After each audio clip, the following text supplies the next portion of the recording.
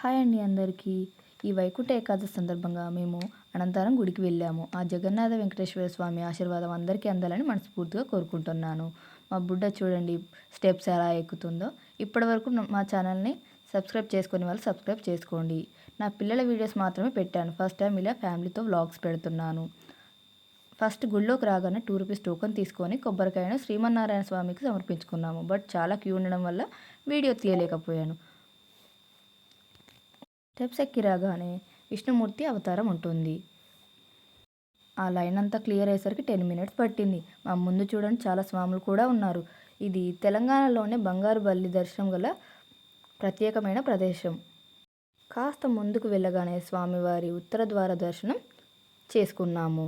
చాలామంది పూజలు కూడా చేస్తున్నారు. అలాగే లోనికి వెళ్ళేసి అటు నుంచి తిరిగి లోపలికి వెళ్ళి అటు బొట్టు పెట్టుకొని స్వామివారిని దర్శించుకొని తులసికోట దగ్గరికి వెళ్ళాము. పైనకి చూడండి ఆ ధ్వజస్తంభం.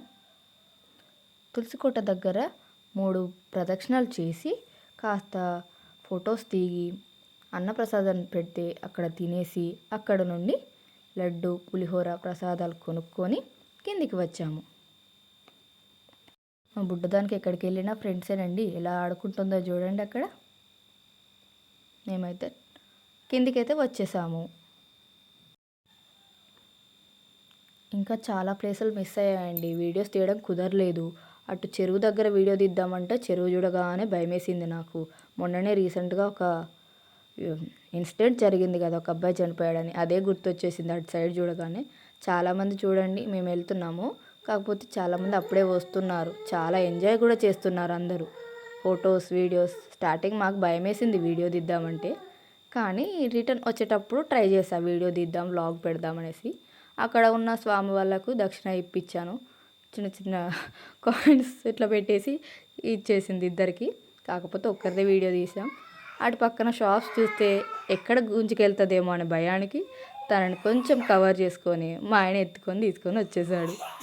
ఇక బైక్ ఎక్కగానే నాకు ఐస్ కావాలి అని ఏడ్చేసింది. కానీ అది కూడా ఇప్పించకుండా మేము రిటర్న్ వచ్చేసాం. ఇంటికి వచ్చాక ఈవినింగ్ 5:30 to 6:30 లోపు పూజ చేసుకొని దేవుడికి పాయసం, బనానా, కొబ్బరికాయ, వడపప్పు పానకం అన్నీ నైవేద్యంగా పెట్టి తర్వాత వీధిలో ఉన్న వాళ్ళందరికీ ప్రసాదం పంచిపెట్టాను. టుడే నా పూజ పూర్తయింది. నా వ్లాగ్ ప్లీజ్ సబ్స్క్రైబ్ చేసుకోండి ఫ్రెండ్స్. మా పిల్లల కోసం నేను ఈ వీడియోస్ చేస్తున్నాను. దాని ద్వారా ఏదన్నా మనీ ఏమన్నా వస్తే వాళ్ళకి సేవింగ్స్ ఉంటుంది అనేసి నేను ఇలా ట్రై చేస్తున్నాను. నా ఐడియా నచ్చితే ప్లీజ్ సబ్స్క్రైబ్ మై ఛానల్.